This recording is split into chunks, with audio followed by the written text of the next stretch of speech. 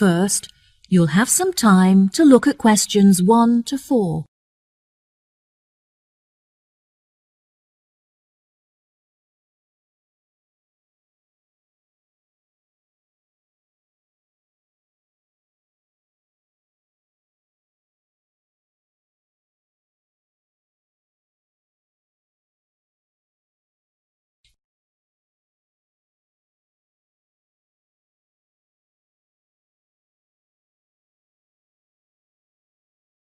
Listen carefully and answer questions 1 to 4.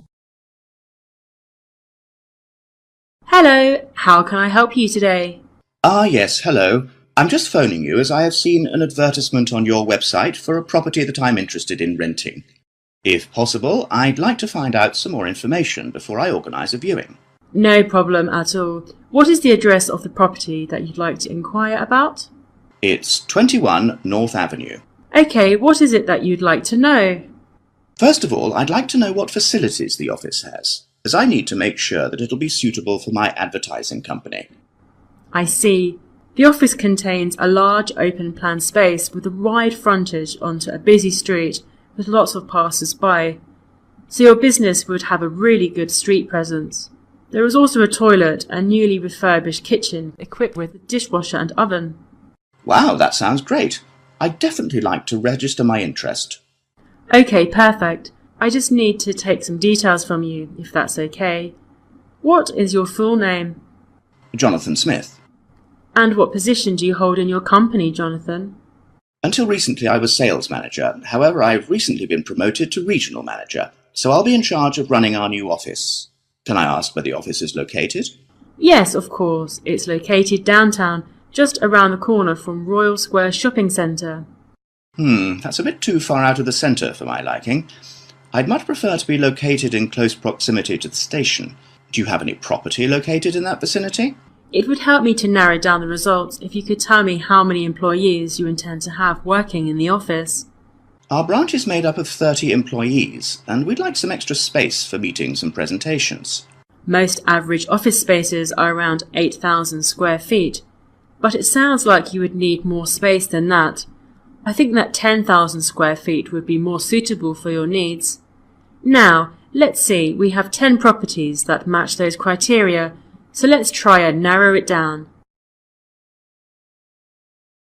Before you hear the rest of the conversation, you have some time to look at questions 5 to 10.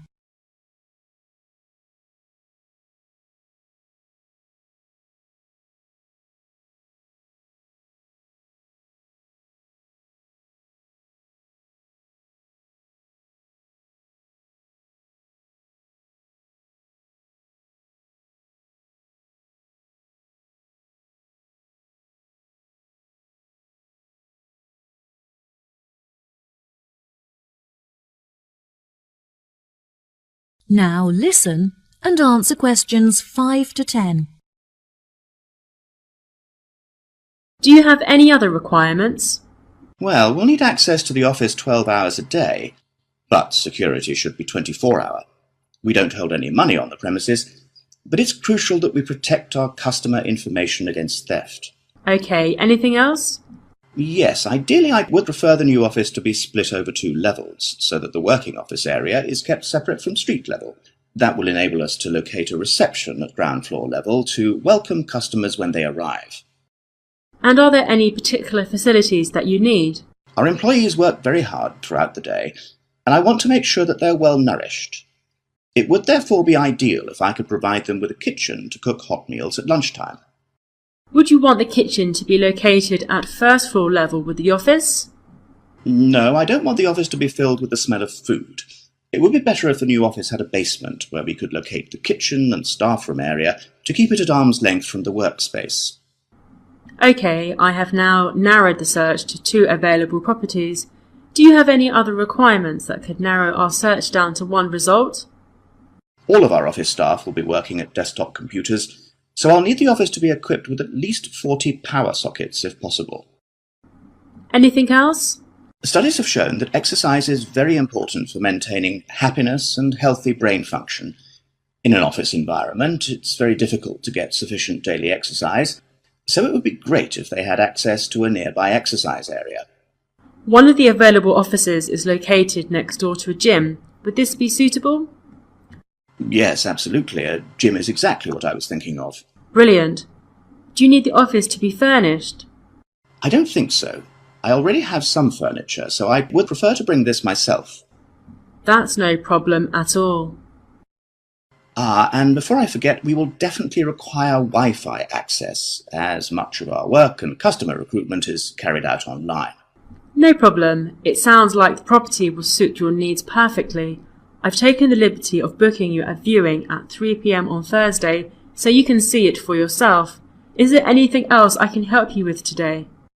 No, I think that's all the information I need. Thanks very much for your help. No problem. It's been my pleasure to be of assistance. Goodbye. That is the end of part 1. You now have half a minute to check your answers.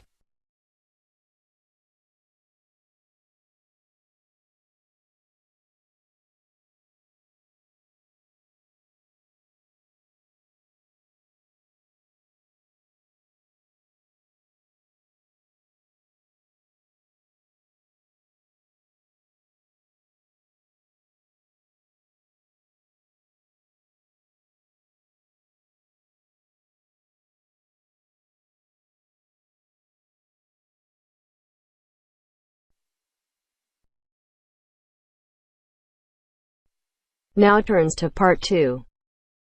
Part 2. You will hear the education officer in a museum giving a talk to school students who are about to start a 1-week work placement in the museum. First, you have some time to look at questions 11 to 15.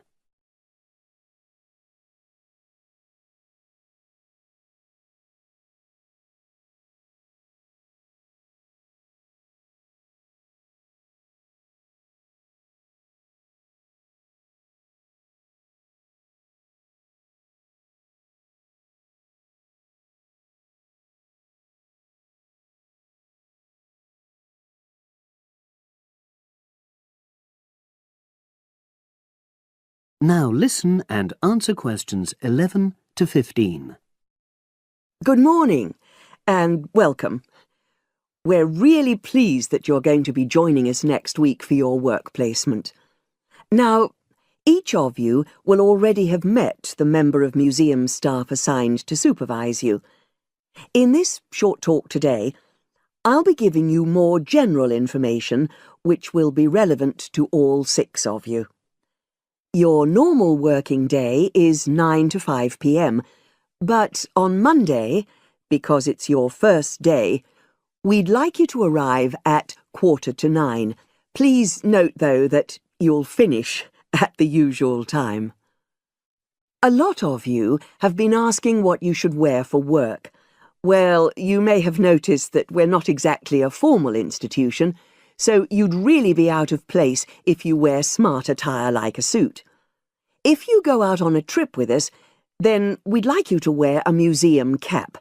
It has our logo on, and we feel it helps people recognise you. But on a day-to-day basis in the museum itself, we say put on your own casual clothing because you'll be doing lots of dusty, messy work. Now, we don't have an enormous number of rules, but work placement is an excellent preparation for the real world of work, and we expect you to be very punctual and reliable. If you're not well, or there's been a hold-up, then what we ask you to do is ring the museum receptionist.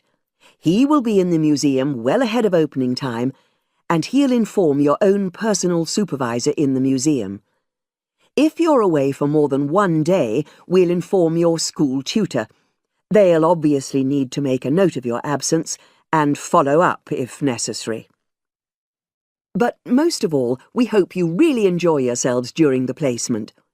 Students say they have a lot of fun, whether it's working with kids in our art workshops held every Monday, or, the most popular, when they go out on our outreach work to residential homes, recording elderly people's memories of school days for our oral history project. So, we hope you feel excited by the prospect of starting next week and well prepared. Your personal supervisor will be there to help you with our health and safety requirements when you start next week, and your supervisors will also brief you about the background to the museum, summarising all the huge amount of information on our website. In the next couple of days, it might be worthwhile if you get hold of evaluations and other notes made by students who've worked with us before. You can get a lot of pointers from them. Before you hear the rest of the conversation, you have some time to look at questions 16 to 20.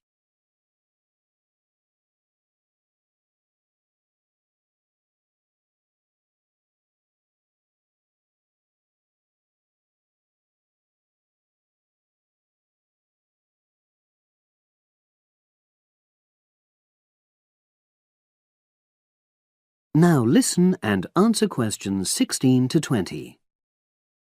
Now, before I finish today, I wanted to help you find your way around the museum.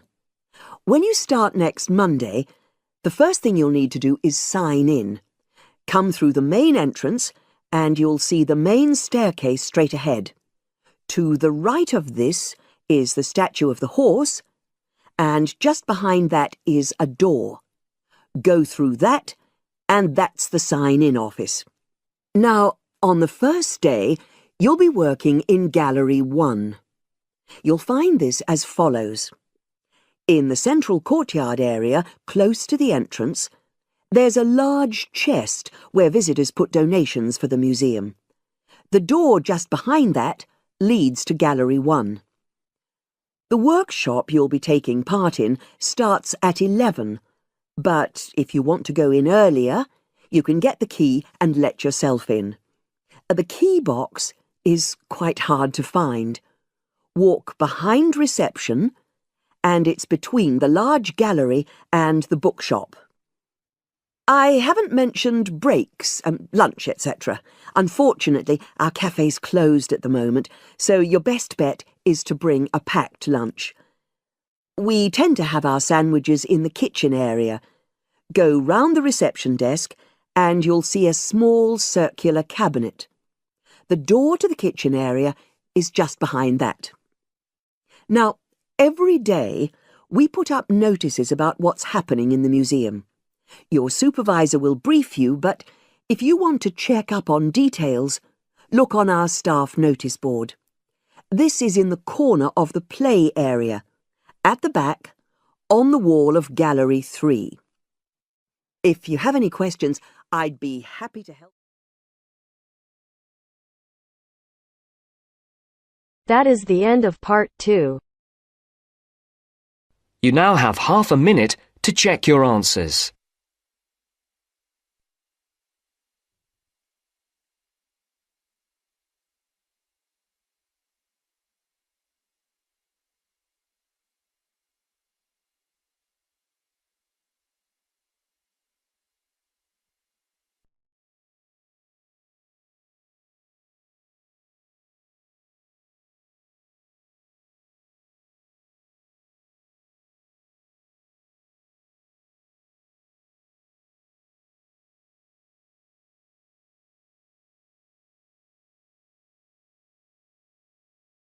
Now turns to part 3.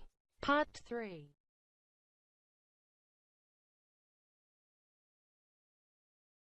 You will hear a discussion between a business student called Marco and his personal tutor about the courses that Marco should take. First, you have some time to look at questions 21 to 23 on page 5.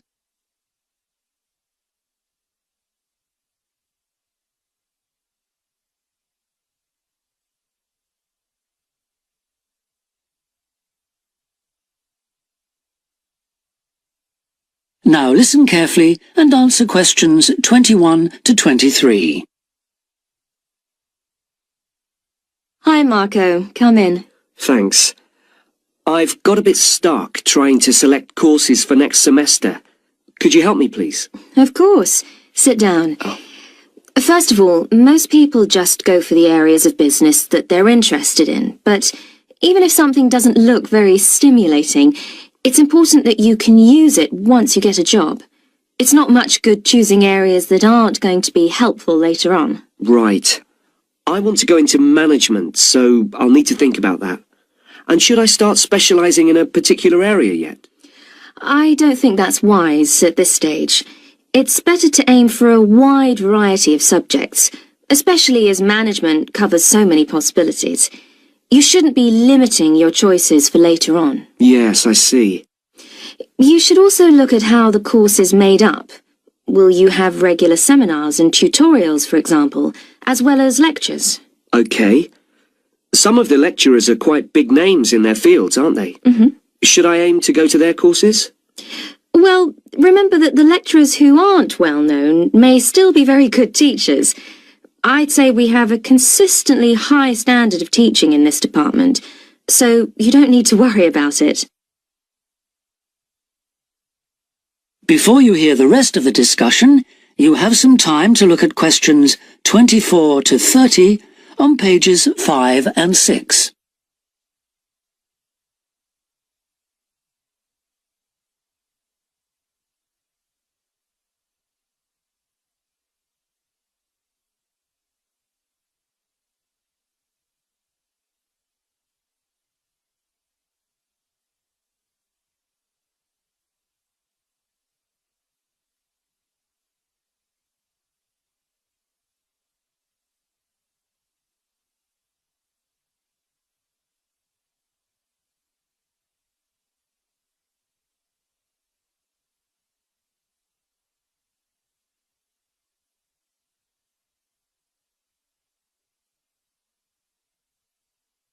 Now listen and answer questions 24 to 30.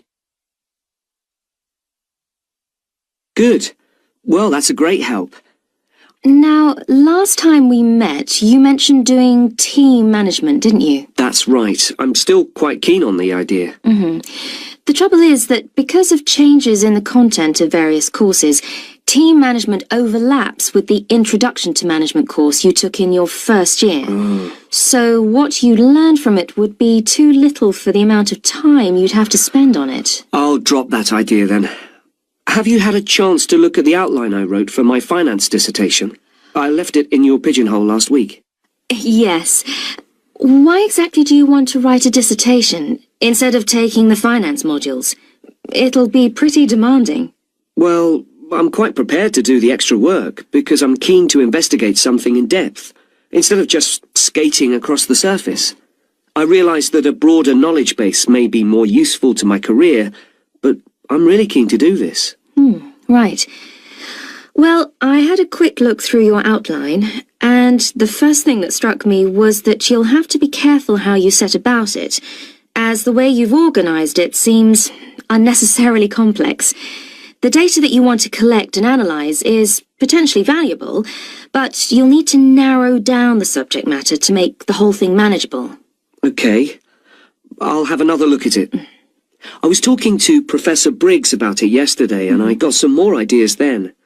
For part of the dissertation, I was thinking of trying to persuade finance managers from 3 or 4 companies to let me ask them about their company finances. If not, I think I'll have to change to another topic. Well, go ahead then. I could give you some names. Thanks. Now, let's talk about practicalities. Your dissertation must be finalised by the end of May, so you should aim to finish the first draft by the end of March. Is that feasible? Yes, it shouldn't be a problem. I'll need to register for the dissertation, won't I? Is that with the registrar's department? No, it's internal to this department, so you just need to let the secretary know. Do that as soon as you're sure you're going to write the dissertation. Okay. Then, to analyse your statistics, you're going to need some suitable software. If I were you, I'd drop into the computer office and ask them for a copy. Right. So, if I revise my outline...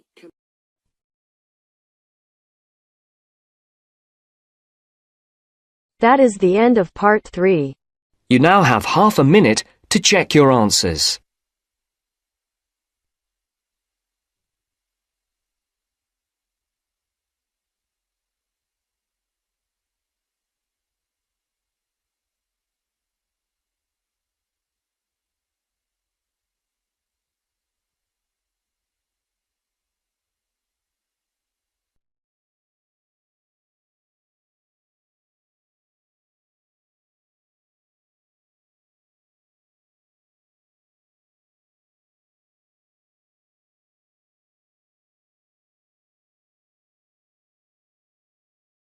Now turns to Part 4. Part 4. You are going to hear a talk about security in the UK. Listen to the talk and complete the statements below. First, you have some time to look at questions 31 to 40.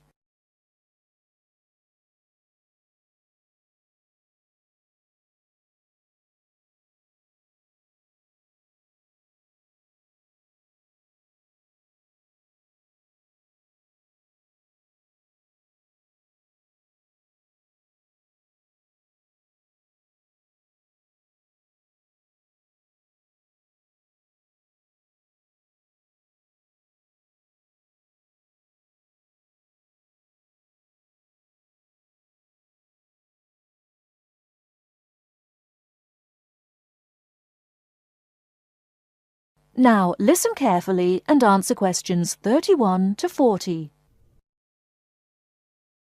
In large cities, for instance London, and crowded places such as airports and stations, there is the risk of theft.